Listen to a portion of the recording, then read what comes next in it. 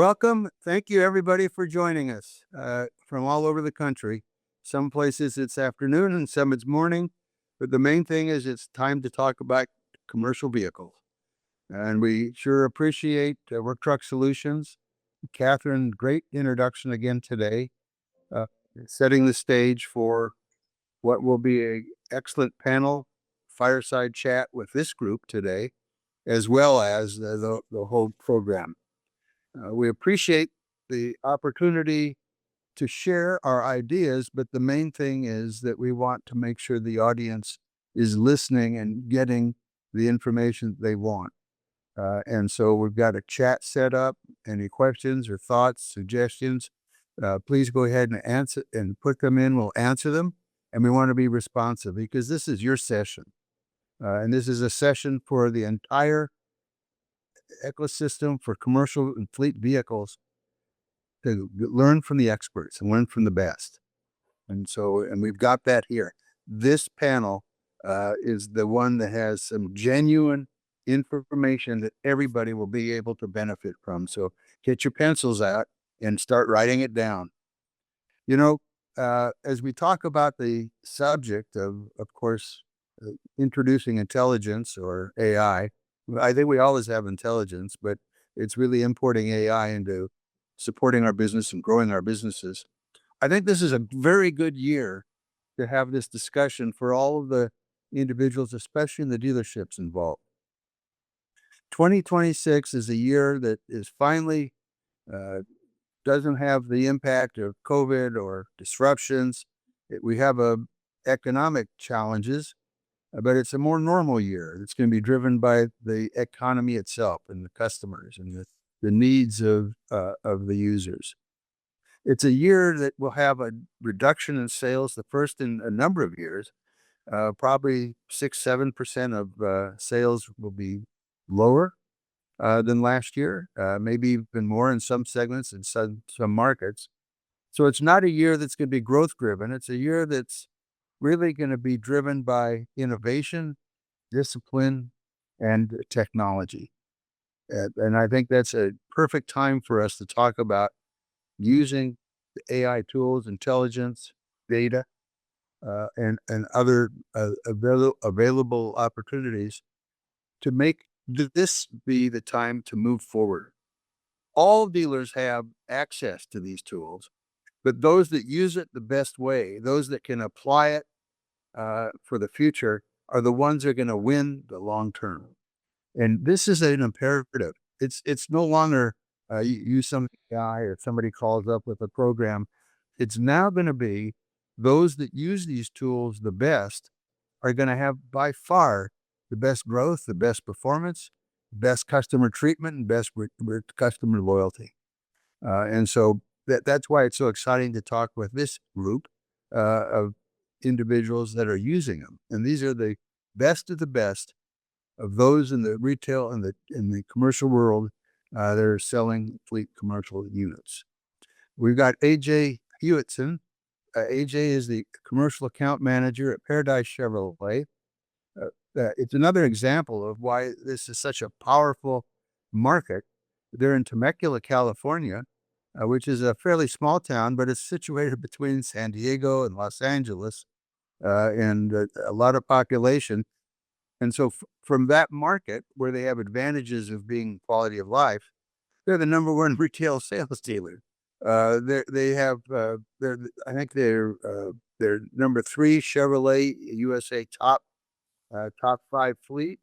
They've got a large group of sales where I promise you, most of those customers don't visit the dealership, but they have impact nationwide and even have sold vehicles globally. AJ's got 17 years in this business, and he's an amazing manager. He's really a teacher, but he's also he's teaching everybody else in the industry the right way to do the business. Jason Gillespie, who's the fleet director at Suncoast Chrysler, Jeep, Dodge, and Ram. Both AJ and Jason have longstanding family dealerships, large groups that have generationally been supported. And that's a key to the resources and the support needed, I think, to succeed in commercial. It's not a corporate business. This is a business that the family is running for their future.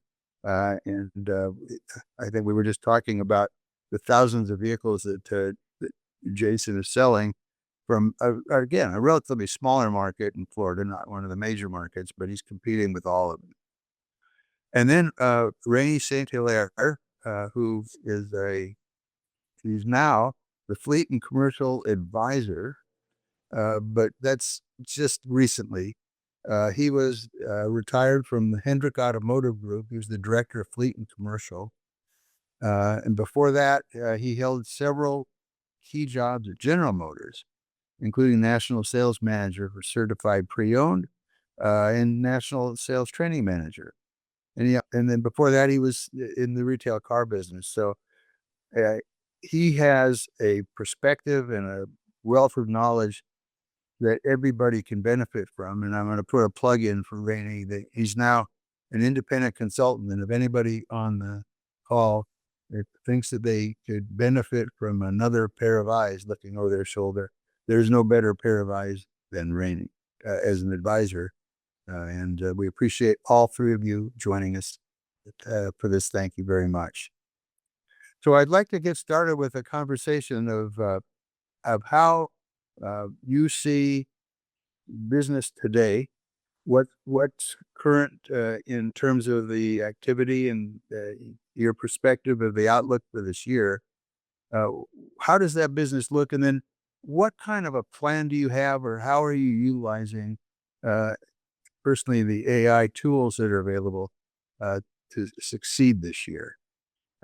Maybe AJ, we'll start with you if we could. Well, for outlook, it's definitely getting more challenging. It's not. I mean, we've had kind of an ebb and flow of, when COVID happened, inventory, came to a screeching halt. Gross profits went to the highest amount that we've ever had. And supply and demand, kind of won out, and whoever had it, got the most demand, and it was just different time of the marketplace. And unfortunately, for salespeople that were in that order taker mentality, it kind of emboldened them to chill out, because they could just literally wait for customers to call. And it was the first time in our department, at our store, where we were actually taking deposits, on stock inventory, ever, like ever. And, we were, I mean, it was almost like, something like, fist fights in the showroom, as far as, who, and a customer would call and say, hey, I'm interested in that truck. And you're like, well, you better get here, or we can start contracting it right now on an e-contract, because by the time you get here, it's probably going to be gone. And it took a little while for customers to realize that we weren't messing around. And then it was a hard pivot where they realized it. So fast forward a couple of years of just continually being, for some people, rewarded for bad behavior. They just waited for customers to come, and they were making, selling 30%, 40% less, making 30 to 40% more on less. And, we warned them that, hey, this is going to turn on a dime, pretty quick. Inventory is going to start coming back, and availability is going to be there. And we had no idea that flooring was going to get up to 9%. And so then it became a battle of, now dealers had inventory again, and the retail management, which run 99% of stores in the country, no matter how big your fleet department is, started panicking, saying, hey, you got to get rid of these vehicles, and you're paying crazy flooring on these. And so for those that just kind of took their foot off the gas, that, I mean, it was from couch to sprint to get started again. So I think that we're still kind of reeling from that. Our gross was significant in 21, 22. It went to almost 30% down on 24, and then another 30% down in 25. And now it's kind of settled, and it's not quite where it was pre-COVID, but it's getting there. So now it's getting back to basic fundamentals of reaching out to customers and having conversations, and AI is leveraging, for us, leveraging that opportunity to be able to reach out to more people. It's funny though, I host a Facebook group of like 400 fleet managers and salespeople for GM across the country. And I posted, about 4 months ago, 5 months ago, hey, how many of you use AI? and we got about 50, 60 responses. And I'd say about a third of them were when they heard AI, they just thought that, oh, nothing's going to replace the handshake, nothing's going to replace the interpersonal relationships, and they totally missed the question. It's getting having it take over for the fundamental tasks. Having it take Mhm. over for the menial things that really make a difference, but there's just so much to do that it just feels overwhelming, and then you end up doing nothing. You talk about how it's paralyzing to like take on the big opportunity, but then you just don't do anything. So um and then there were some that use it, but I mean, they're using a retail version of it, and it's interesting to see that there aren't very many people that are using it on our side. Um, it's just Mhm. not happening, and which is a great opportunity for those that are interested or the ones that are using it because the bar is so low. And also profits are higher. There's a survey that's been done that those stores that have engaged in AI are making significantly more, maybe 30% more than those that aren't.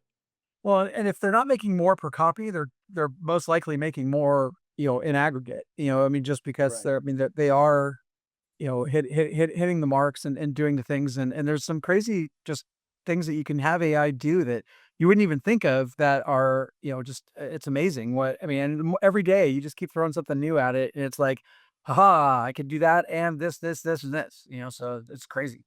The child that's growing so fast Right. before their eyes. Well, waiting Jason, for Sarah Connor to come out of nowhere, and the Terminator is going to take over. So what was I going to see how that? Yep. When it becomes self realized and they're selling steak beds without us, then that's a whole different level. Jason, how about your perspective? So for us, we adopted AI as a store. I'm probably the dinosaur relic, so I was understanding of what it was, but not using it for its potential. AJ actually pointed that out to me when we had a conversation a couple weeks ago. So I started using it more and realizing that we are a small department that does big numbers. I've actually now literally have it setting my schedule so I can be more organized and get more things done. Mhm. From a client base, it's definitely making um, a difference. I can already see it as far as if we're not catching them on the first follow up after a meet and greet. It's there. It's doing things that you know we as people wouldn't normally do, right? Like how many times you have that task show up that you put off. I can do that tomorrow because I'm in the middle of something really important. Well, with the AI and kind of what AJ was showing me, I'm teaching it to be who I want it to be, right? And that was, I think that's a scary thing for a lot of people to understand, but I'm definitely seeing the forward progression of it. As far as our retail side of our store, we have definitely seen a huge increase as the AI assistant has made sure that again, the people who are used to, and I don't want it to sound bad, lazy selling is what I call it. I think everybody got spoiled and everybody lost their basic fundamentals of this is how we sell cars. We build relationships. We do these things. And I think what AI is showing these guys where it's not letting them sit back and not do what they're supposed to because we can sit there and track it and see what that's doing and what the guys are doing. And I definitely think it's here, it's growing, it's not going anywhere. And I think it's going to make life a lot easier for us. We can see the curves coming a little bit faster. No, it's not going to replace people. It's going to make those that want to work better Correct. in that regard, I think. No, absolutely. Rainey, how about your perspective from a large group organization? I don't know where Hendrik is on AI or what you were doing. We're jumping in full time on it. You know, going back to what AJ said earlier, and Jason, you know, we hired a lot of our people, with all of the turnover, right? A lot of people came in during COVID, and you know, the term COVID babies was born, right? And they thought, wow, this is easy. This is really easy. I'm making all this money, and I don't have to do a lot of work. And anyway, we lost a lot of people after that whole COVID period because people then realized, wow, if I'm going to be in sales, I better become good at it. And so the ones that didn't become good at it, they went to find their happiness somewhere else. We're just now settling back in where we're looking at, you know, um, the team and where the team needs to be. The biggest challenge, I think the biggest change since COVID, in the last 18 months for sure, has been on inventory. Um, Jason and I were talking about this just before the call, but there's a lot of concern about there. Had been. It's coming down a little bit now, but we all went through the high floor plan interest rates, and no one wanted to carry that inventory anymore. And so it reminded me of during COVID, just before COVID, I was still working at General Motors, and the plan was that we were going to cut um, days supply down to 40 to 50 days. And that was going to be the whole norm in the industry. And well, that never happened. And those of us who choked on inventory for the last 18 months, we certainly didn't see that happen. But I think now, again, as dealers, we're looking at doing that. Gross isn't where it was during COVID, but there's still opportunity to pick up some additional growth there. As far as AI goes, I'll just tell you where we see, at least Hendrick and the dealers that I work with now on the consulting side, the four areas that we really focus on is the prospecting and lead. You can do a lot with AI there, and there's a lot of great tools out there. And some people are using agentic models where they can actually learn. We were talking about that. AI is an infant, right? So right now it needs to evolve and it needs to grow, and especially it needs to learn your culture, your language, and so everyone's going through that right now. But ultimately, it'll be a great tool for things like prospecting and lead generation. One thing that we're doing with it is predictive cycling, helping customers learn and understand, here's the optimum time to trade that vehicle in. And we're using analytics to do that. I think another area that we're focusing on now for AI is service analytics. We get that data in, we want to use that data to show a customer, hey, look, your cost per mile is now starting to be impacted. It's going up. Here's where your ideal should be. So we're using it for a lot of things. And one other area where we're starting to get into a little bit, we're dabbling is pricing and inventory optimization. So those are four areas where we see AI right now being a great tool. And like I said, it's an infancy stage, but where we're evolving into. I say we're because I'm still at Hendrick, from just retired a couple months ago. But Hendrick's doing a lot with AI, and right now that's the new shiny toy for sure. Well, for everyone, then, how does the pricing? How do you use the AI tools for pricing? Are you able to get benchmarks for in the market to help people understand what prices are or negotiate? How do you use the AI tool for that? We were using it, and again, we're new, but we were using it to really help us understand where the market was. It was the labor-intensive back in the day, for those who have, the same amount of gray hair as I have, you'll remember this, but V Auto made its living on that. V Auto, that was their whole thing, is they came in with this whole tool and they showed you were 80% on the pricing or you're 115%. And so that's why your vehicle's not moving. We think with AI, it's going to be less labor intensive to just know where the market is, just your immediate market. Here's where the ideal price is. You're optimizing that price so that you're not the lowest, you're not the highest by certain, and you're right where you need to be to move that vehicle, X amount of days. That's where we're trying to use it. Do any of you use it in negotiation or in discussions with the customers or over the price? We don't really use it for a price discussion, but I'll use it just in conversation in general. So I'll look at, I'll put in the emails of what we've discussed. I'll, include my, the whole email thread of like what I've said, what he's said, find out, what the pain points are that are the blind spots that I might not be seeing. And, and then, and the more that you tell it, like if I've already given them information about, or given it information about, who the company is, who the principals are, it's great because then I can just refer, like 6 months from now, I can refer back to it and say, hey, Joe's looking for another one, from Skyhook. And then, where, and then it'll ask like, where'd you leave off? How, what's contact been since the last time that you talked? And so it's getting a feel for it. It's, becomes like a virtual coach, in some regards. And also a priest in some regards, because like there's been customers that have just been, I mean, we've all had customers that we've had to fire, and and it talks you off the ledge without having to really I mean, I've got a couple that are just some real handfuls, and they've been great customers for a long time, but now with management changes and different people, and now you're dealing with different all the relationship and rapport that you've built up over 10, 15 years kind of goes out the window when you're starting with somebody new.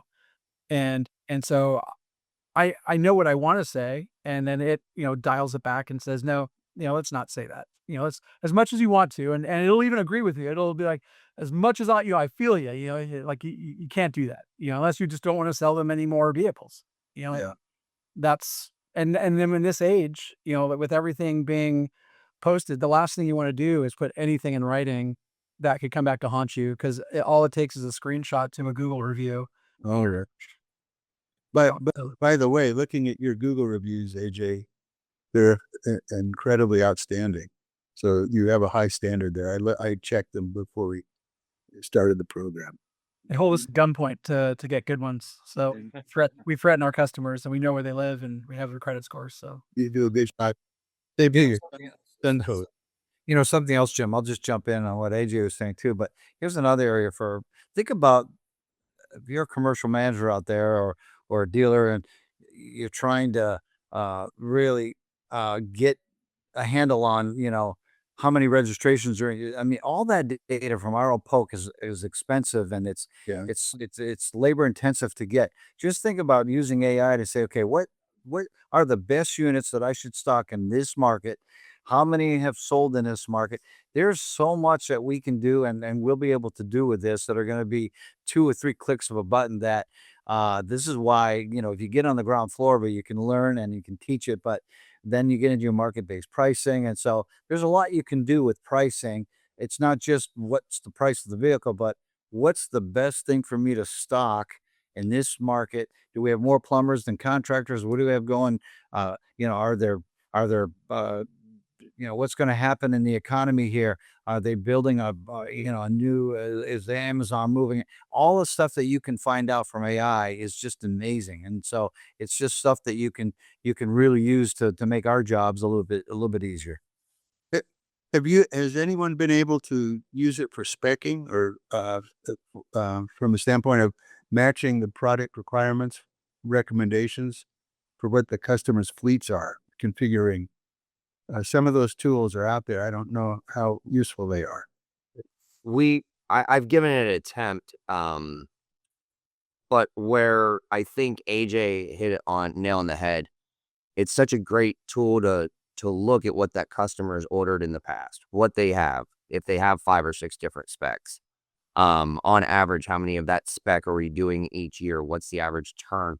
I think I'm finding AI for us, as far as directing the fleet management side of it, even though we're not a fleet management company, we're still there to advise, correct, as the dealer.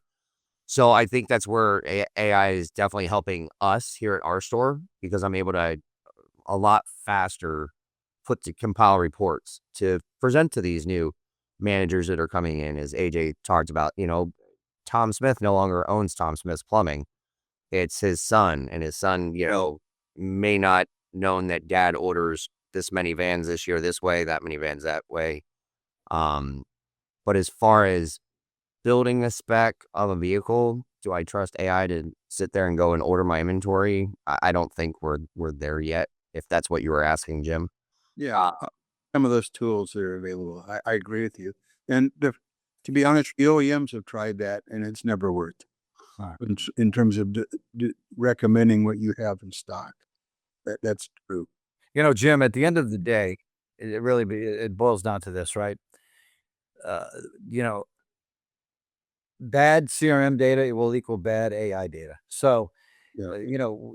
Before we get the cart before the horse, it's something that everyone should consider, and something that, if your habits and your practices for using CRM are not good and they're not tight at your stores, this is the time to start doing that, because ultimately, you're going to rely on that data to build your AI assistants. And if you got bad data, it's not going to help you anyway. So it really starts really at the ground floor there.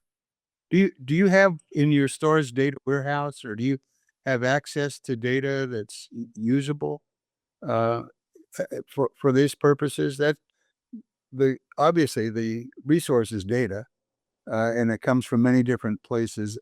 In our industry, it's fragmented. Catherine just had a great presentation on that. But in your stores, how do you access data? Do you have a system or a repository? We use, in Hendrick, we had a commercial CRM, that we built from the ground up. But again, the data is only as good as the data you're putting into it. Here's what I find, and I'd be curious to hear what AJ and Jason have to say about this. But I find that on the fleet and commercial side, more than on the retail side, it's hard to get the commercial guys to rely on anything but their cell phones and their memories. I mean, these guys, they're it's hard to get them to trust that CRM. And I mean, I'll just tell you, we talked about this at the beginning of the call: a corporate store versus a family-owned store. I'll tell you the corporate position on this at Hendrick, and I'm sure it's the same for the other mega store operators out there as well. But you know, at the end of the day, that lead belongs to at Hendrick, Mr. Hendrick. It's Mr. Hendrick's lead. There's a lot of salespeople that work under under the belief that, well, that's my lead, and if I go, I want to take it with me. So a lot of time, it's difficult just to get people to load that information and that data into a good CRM. If you have a good CRM, you have a good process, and you have a pay plan that rewards people for doing all the stuff that goes with that. At the end of the day, you got good data, you'll be able to use it for your AI. I'll be curious to see what Jason and AJ think about that. I'm 100% believer in because I'm at a family store, right? Again, like Rene, we talked about, I have two brothers that are active all day, every day. And we preach to our guys, put the information in there. The more information, the more we can help you. If I know a customer is going to come, of course I'm going to call the salesperson and be like, hey, Sue Smith's coming today. Come on in. But again, I do understand from the old school mentality, because it's always been job security. You've built your book of business, especially in the commercial or the fleet world, right? You've gone and you've been grinding for years to have that trust, those people. And rightfully so, as people move from store to store, that you're going to move that client with you. So I definitely see that is a hard point. At my store, I don't really have a problem. Again, like you said, reward your employees, pay them correctly, do the right things as a individual store or a group, and employees stay loyal. And which makes it a lot easier to input that data and want them to share freely.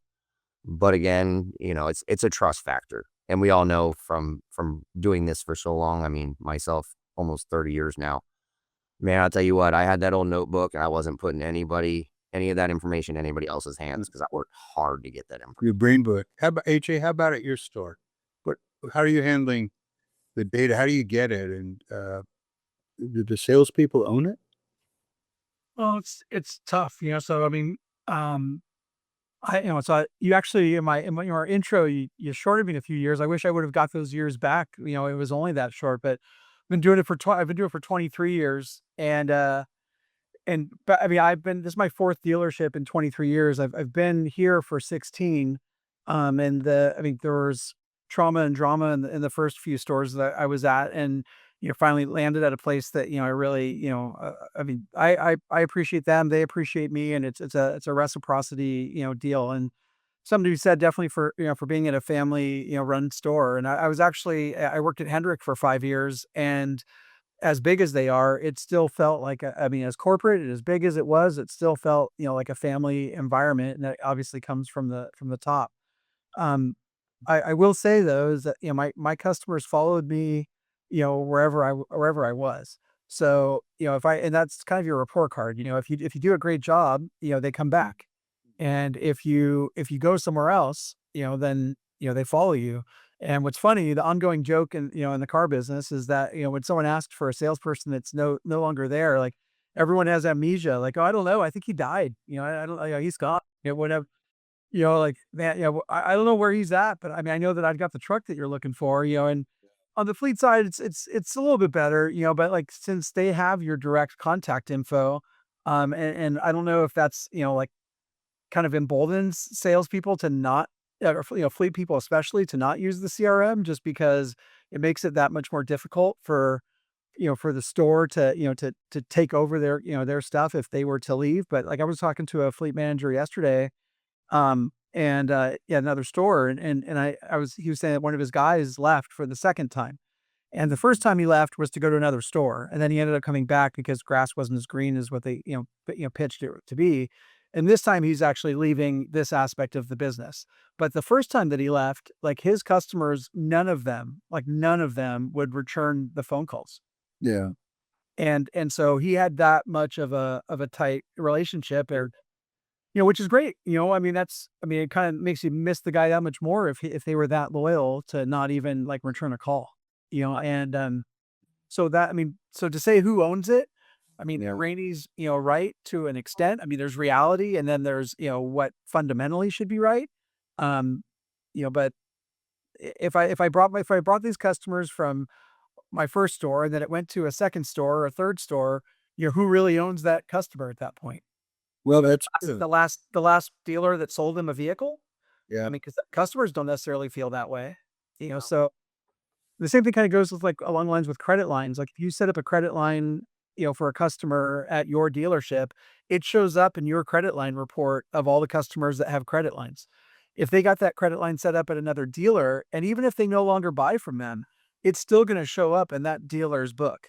And so like we've reached out to the banks to say, hey, look, can they sign a letter, to like, or do something to like move their dealer of record to a different dealer. And the closest we've been able to come is they'll add us as a dealer of record, but they won't take off the original dealer of record, which really sucks because there's been times where we've worked hard to get their credit line increased. And as soon as that happens, the dealer of record gets sent a letter, just like the customer gets sent a record. Hey, your credit line's been increased to $2 million.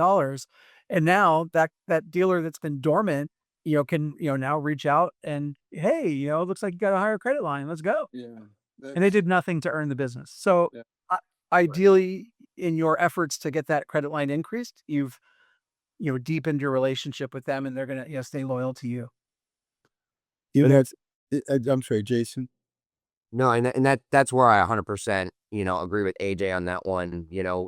I think I've been blessed again, like you, just, 4 stores in my entire career and all family owned and operated, where again, I never had problems putting my customers' information in because I knew that they were loyal to me, right? It was what I built that relationship and rapport. But again, from a newer sales guy, right? We're bringing him into the fleet side. I definitely think it is that, especially if you're asking him to go knock on doors, cold call, that sales guy is going to tend to, I think it's going to be a harder moment for us to move them forward to saying, put the information in the CRM. Let us help you cultivate this relationship, because they're truly going to feel like that's their client. Like he went and knocked on doors, right? Well, when we all broke into the business, we were sold on the fact that it was our business. We were a salesperson operating within the confines of the dealership, but it was like our own corporation. And that's really what helps make it work, especially with the good ones. And it doesn't work so well with the bad ones. They go do something else. But the fact is that as we have a disadvantage in our industry. It's interesting that the OEMs think they own the customers in many ways. And I like their programs. And that I have and Jim, I'm so glad you hit nail on the head with that one. I had a conversation with an OEM of, you guys don't sell cars. We do. We're the dealer, right? And I mean, there was a program that was done that we'd worked with this client forever, and then the OEM went, and tried to help, right? Wanted to make it a better deal and sweeten the deal. And that next thing you know, we can't get a hold of that customer. Yeah. But I know Rene is familiar with the tug and pull on who owns the customer, but it really is in the commercial and fleet department, the loyalty is with the service that we're getting. They're just like, if you look at the feedback from your own customers, their relationship is with you. Yeah, And here's Jim, that's a really solid point. And I'll tell you what you're starting to see some of the bigger fleet dealerships are starting to do, um, is they're putting in more points of contacts for a customer. For instance, you might be the salesperson that sold the customer, but now we're turning it over to an account manager, and we're also going to have maybe a coordinator involved. So the more people that are get involved with that customer, the thinking and the logic from a dealer perspective, a dealer principal perspective is, well, if that customer leaves, at least I have two other people that have a relationship with that customer, so we have a fighting chance of hanging on to that customer. yeah, In the end, I will tell you that this is, this is the that's arguments, but it's not a new argument. It's been an argument forever, right from, like you said, who owns it, the OEM, the dealer, the salesperson. In the end, it's about customer experience. And if you give the customer, I feel, if you're a sales rep and you give a customer that, you have the greatest relationship with that customer, I think even if you have that customer in the CRM, ultimately they'll find their way back to you. So I just think that from a perspective of data, I was trying to keep it more on the data. We can't rely on AI to do all of the great things it can do if we don't have the data, and then we don't put that data in. I'll tell you something that for me, and I'll be curious to see what the other guys think, but another area where we thought we were going to get a lot of data that was going to help us and make our jobs easier is the whole fleet management side. The fleetios and all that comes with that. I don't know about you guys, but we've been trying to do fleet management at Hendrick for 5 years. We have fleet account execs. We're doing this. But at the end of the day, we don't have any data that we can to go back to what you guys were talking about earlier. Hey, what did this customer buy? How did he spec it out? All that stuff that we need to make our jobs easier. And so here we are. We can't rely on the fleet management data, and if we can't rely on CRM data, it's going to be very difficult to train and educate a good AI system, I believe. that's a great point. From a standpoint, AJ, where do you think, in terms of the fleet management systems, because our business is morphing. We're going from selling trucks to systems, to serving customers with a system. But that really is quasi fleet management. How do you bridge that? Well, for many years, we kind of, we were on both ends of the spectrum where, we were, selling 6 to 800 vehicles out of stock a year to enterprise, and those weren't courtesy deliveries. Those were, out of stock deliveries. And we were, basically, I don't want to say sleeping with the enemy, but I mean, we were, sleeping with our competition. And when, whenever it was okay for them to talk to any of our customers, but God forbid, either intentionally or unintentionally, we talked to one of theirs. And there were times where the customer would reach out to, seek us out directly because either A, they knew that we were the ones that were supplying the vehicle to enterprise to deliver to them. And, whether they felt more comfortable talking to us because we have the greater experience when it comes to upfit and, and I mean, they do a great job at what they do, but they don't have the depth and clarity that we have because most of them haven't specced out, a stake bed or a crane body or, anything. I mean, they have people that do those things. But when you're talking to the customer and they want to have an answer, they don't want you to have to reach out to 3 different people to eventually get back to them, 2 days from now, and then have more follow-up questions that you still can't answer. Then you have to do that process over again. They just want to ask the question, get an answer, move on. So, but for years we were, just doing that. We were selling, transactionally and incrementally to our own customers. And we were feeding the beast as far as, helping enterprise and the other fleet management companies sell to theirs. And where while we carried the flooring and all the expense of stocking, 3, 4, 500 vehicles on the lot, ready to go. And then also, making a minimal amount of money. I mean, you're giving away half of holdback, Sure. selling back of invoice and just in the essence of being able to sell volume, and so recently, 4 years ago, 5 years ago, GM, and Ford, and I don't know if Ram is doing it, but they really started talking about selling fleet management. And for many people, it was just like a bonk on the head of just like, man, why weren't we doing this for the last 20 years? Right. We just weren't. And we had these relationships, and we had all the ingredients of what one of these leasing companies would love to have, as far as the opportunity goes, locally sourced, great relationship, great interpersonal, experiences, being invited to their birthday parties and family events and like really being brought in, so you knew that you were part, like one of my best customers, he called me one day and says, hey, you're into fly fishing. And I said, hey, I haven't, but I've gone deep sea fishing. And he goes, well, would you like to go? And I said, sure. He said, well, I have a 12-bedroom place in Idaho. He calls it a cabin, but it's like a fortress. And he goes, I invite my permit inspectors and my superintendents to go fishing for a week. And I'm like, Jeff, isn't that a conflict of interest? And he goes, what's the conflict? We all like fishing, drinking, and being away from the honeydew list for a week. That doesn't sound like conflict at all.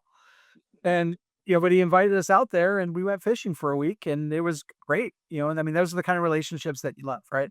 So we started going down that road of doing fleet management, and Jerry Maguire, fewer clients, more attention, and you end up selling more, you sell for more, and it's, it's just a much better existence. And you're not having, like I told the other guys on my team, like, sell to people that want to work with you, you know, Yeah. find buyers. You don't want to have to be constantly selling. If you're selling yourself and selling, what it is that you're offering, then you're selling the wrong person. You know, and if you can build the relationships and have people that enjoy working with you and you them, then it's not even so much work anymore because you're still having those fun activities. And oh, by the way, selling a couple of $70,000 trucks at the same time. You're right. The fleet management companies take advantage of those dealers that aren't the best, and that don't serve commercial customers. And it's a problem because a lot of stores rely on fleet management companies to make their bonuses, to hit earn back levels on incentives at the end of the month or wherever they dump vehicles. So it's a habit that, in my mind, our dealers need to take that business and be responsible. And that's the longevity for loyalty. It stays with the store or with the brand. Jim, I see that there's a comment that, that Christina put in there that CRMs are, and I assume this is from the chat, Yes. CRMs are built for retail. Fleet is a completely different customer. And not only is protection of the built up book of business a factor, but business customer doesn't need or want to be prepped constantly. That's, I totally dismiss that 100%. It's every CRM. I haven't seen a CRM yet that you can't set up campaigns. I haven't seen a CRM yet that you can't set different cadences. And so if you have an A, B, or C customer, the A customer is someone that buys monthly. You want to be in touch with them monthly. If someone buys quarterly, you still want to be in touch with them monthly. If they've got 20, 30 vehicles on the road, guaranteed something's breaking down today. Guaranteed. If they've got 4 on the road, not odds aren't as great, but if they've got, a bunch of vehicles, something's always breaking down. There's always a reason to talk to them.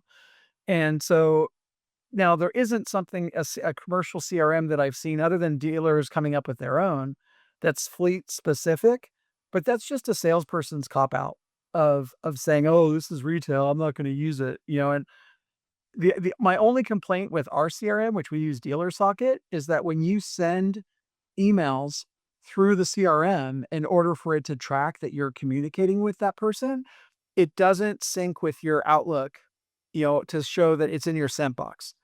So from a salesperson's perspective, it's more of a frustration piece than anything else, that when I send it out, or if I were to send it out that way, and I'll be honest, I don't. I send it through Outlook because I want to be able to, if I'm driving and a customer calls me, or if I just remember, oh, forgot to call the Joe back, I can look and see what my last communication is very easily by looking at Outlook and having that information. So I'm sure there's CRMs out there. I know Salesforce does it, but I'm sure there's other CRMs out there that do integrate with your email.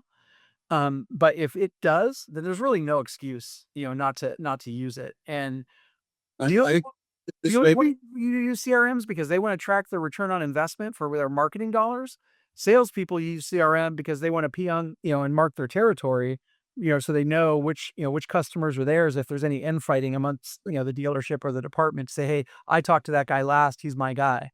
But CRM really should be more so for the salesperson, to want to use it, but most of them don't just because they were never held accountable to do it. Yeah, when I hear that comment and that you just read, I didn't see that chat, but I listen. To some extent, I know where the person who put the chat in there comment. I know where that's coming from. If you've got the wrong CRM and you're using a retail built CRM, you're gonna have you will run into that, especially at the corporate store level, because we had 100 stores, right? And we had one CRM fits all. And so our fleet and commercial customers early on were getting just inundated with, if they bought 50 vehicles from us, they would get 50 of the same email. We had that problem, but here's the cool thing. Uh, we got with the provider and said, hey, we need a separate commercial CRM. We put that together, and then we did a separate and fleet and commercial workflow. And so we changed that whole process. So there's a way you can get to that and not have that problem. that's true. All of you, all three of you are involved somewhat in the Work Truck Solutions, trying to develop a effective CRM that's made Absolutely. fleet, which will help. It will help this quite a bit. And I'll just say, Jim, you're being humble there. I'll just say this. I've seen that. I've had several meetings with Work Truck Solutions.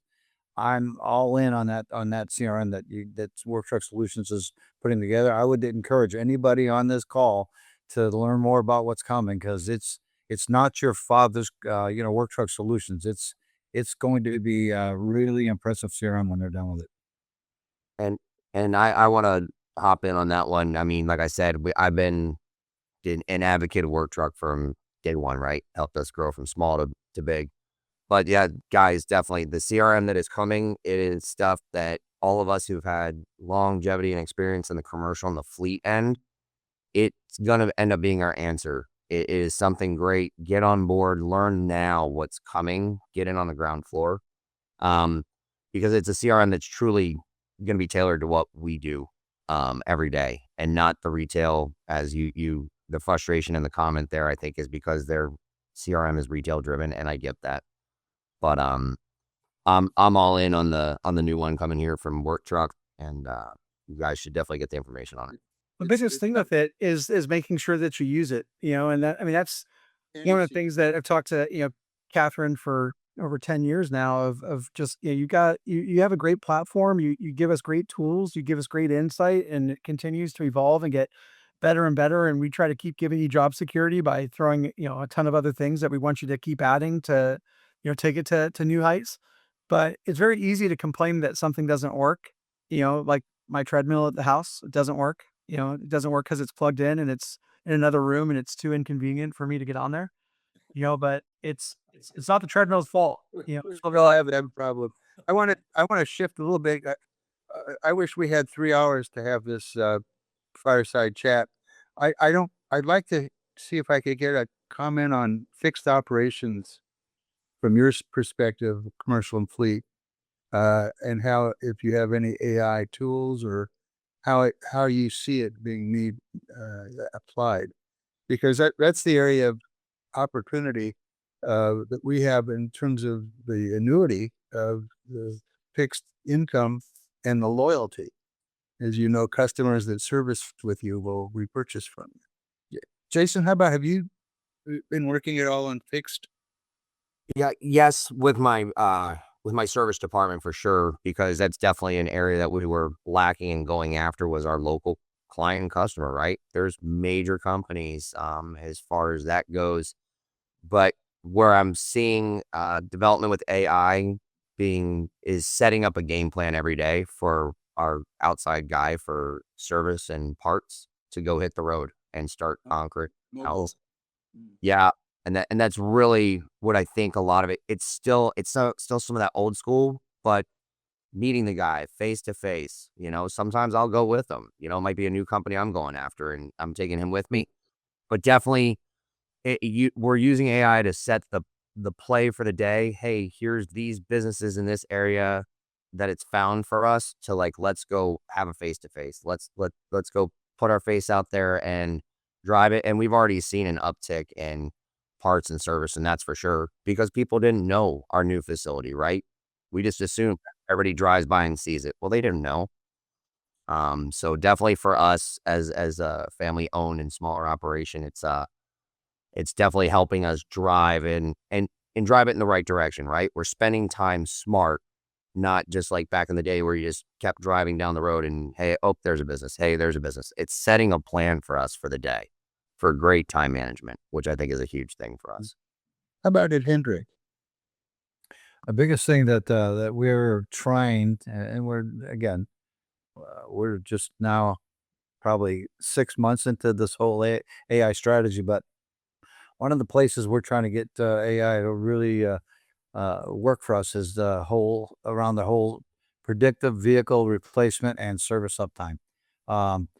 Things like preventative maintenance windows and parts stocking needs and, faster service scheduling and, that whole thing that we struggle with. I mean, there isn't a commercial dealer on the call today that can say comfortably that they have a good process for getting press plumbing's trucks in before they get John Doe consumers truck because it's all part of the same the same scheduling system, right? So we're trying to get smarter about AI, and we realize that for us to be successful at fleet and commercial, we've got to include our service. And as far as the predictive replacement, we talked about that earlier too. But if we track things like mileage and cost of miles and all that data, we have that data in our shop. Why not put it to use, and why not get AI to help us do some predictive vehicle replacement strategy? And that's what we're trying to do. How about AJ? Have you used it for fixed? We haven't, and honestly, we're not really using it much more than just, the dynamic of speaking to the customer. I actually have used it with taking Polk data and looked at, from a sales perspective, like, hey, here's all the vehicles registered in San Diego, California, or San Diego County. I'm looking for customers that are at least 70% GM. I gave it very specific criteria. 70% or greater of GM product have vehicles that have at least 15, no more than 30 vehicles in their company. Because once you get beyond that, then you're going into the leasing management companies and, or potentially into that. And, but if you get smaller than that, it's too much of an emotional decision. And then I'm looking for customers specifically that have purchased a new vehicle within the last, 2 to 3 years. And it doesn't matter how old, their vehicles are. And the reason why I want something with new vehicles recently is just because that they were credit viable to buy. They were open to make a new vehicle purchase and not buy used, because used commercial vehicles are really tough to source, especially sourcing them on demand. It's one thing if you've got one on the lot, you're trying to find a buyer for it, but it's another thing when the buyer says, hey, I need you to find a 2-year-old state bed. It's not always easy. Yeah. And so, and then it gave me a list of, and I said I wanted to find vehicles that are within, 10 miles of this zip code. And so it gave me a spit back of 15 accounts of people I should go after. And, it was great. We could easily do that from a pivot standpoint. I want you to find customers that are, have vehicles that are out of warranty, that are GM, that, make it even stricter that they are GM and they are within X amount of miles of our dealership. And, what's an estimated, exposure rate for these guys. And since the data is limited on what you'd be able to publicly find on like current mileage on it, I mean, you could find it through Carfax and through other sources, but you could find, some good exposure points and stuff to chase down. AJ, you also mentioned last time that you fed some data to the AI agent on some deals. Is that That's how he lost the deal. yeah? So continue. Go ahead. No, so what I'm curious about is that that's something everybody could do. The question I have is that how does it help you? Did it help you? What did you find that the agent found that you didn't or overlooked? Are you talking about when we do customers that we've sold or customers that are new potential prospects? Prospects that we didn't sell. Well, one thing that it did was from a routing perspective, and it seems pretty like right tip of nose to, go, hey, I want to find customers that are near each other. But like I said, hey, find customers that are in these industries based on the vehicles that we have in stock. So if we have an abundance of cargo vans, or even worse, box trucks. Box trucks are some of the hardest things to sell because it's just a boring box truck, and those Right. customers typically keep them till the wheels fall off. So if you find someone that's in a growth perspective, or someone that had a catastrophic loss and you got lucky that the engine blew for the fourth time, that they're ready to finally replace it, then you could do that. But the thing where the agent optimized was, I gave it this, I told it everything I just told you as far as size of customer, the makeup of their fleet, the makeup of the years of the vehicles, and then give me clusters of 10 customers that are within 2 miles of each other, 3 miles of each other. Because the worst thing the salesperson could do when they're going out on sales calls, especially if they're going out unprepared, if they're going out unprepared, they're going to talk to it. If they go to see 10 or 20 offices, which most salespeople, I don't even know how many salespeople would even do that these days. Getting them out of the office is the first challenge. But say, go see 20 people, they're going to talk to 18 receptionists. Yes. Or they're going to have 5 locked doors, or they're going to have a bunch of things. And then when they show up, they're not prepared. They don't even know what to talk to the customer about. But if you at least, so then they're like, they start here and then they go over here and they go over here and they go over here. They've driven 25 miles across the city, and saw 18 receptionists, instead of, if they would have seen 10 receptionists in one central area, 5, 6, 7 miles apart, at least they didn't blow out their whole day. Right. Yeah. And if they got lucky and they saw 3 or 4 people out of the 10 that they attempted, well, now when they go back to go see those people again, they can try to hit up those other people that they missed on the first one, and they're not driving all over town to go do it. So optimization, route optimization is probably a big win. And it's crazy for people that don't know this. You could actually put, like, if you're looking at your sold history, and for this history too, but like if you're looking at your sold history, you could have all of that in Excel, dump it into a map in Excel. It'll create a map for you. And you could, tell it, like, I want you to show me like the highest towers on gross, the highest towers on volume. So he could easily in 10 seconds look at a map and go, this is a target rich environment that I've sold a ton of vehicles to. I'm going to go spend my day here. Even without appointments, I'm probably going to be pretty lucky. Yeah. And so you can expand your business that way. You grow the businesses. Well, there's only so many, minutes in a day. Yeah. There's only so much prospecting and follow-up that salespeople do. It'd be more So efficient. if they're going to do it, you might as well make best use of your time. Yeah. It's being more efficient. And it's also, so AI is not just replacing your work operationally, but it's creating the platform for you to grow your business exponentially, in terms of the market, and with the customer loyalty and every other element of it.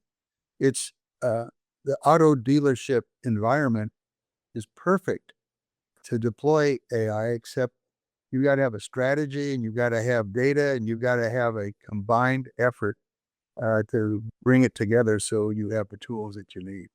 And it's been a great discussion. I know why the three of you are the best of the best in your business. And it's a honor to have been able to sit by the fireside chat with you on this panel. And I think it's been great information for the audience. But more than that, I know you're giving up your time to share your thoughts and ideas with us at Success. And so on behalf of Work Truck Solutions and the audience, we appreciate that. I hope we didn't cause you too many lost sales or too much headaches for the day. Send you an invoice. Sent out 78 missed calls, 125,000 emails. Way to go. Yeah. If you want something done, you ask a busy person, Jason. Well, Jim, thank you very much.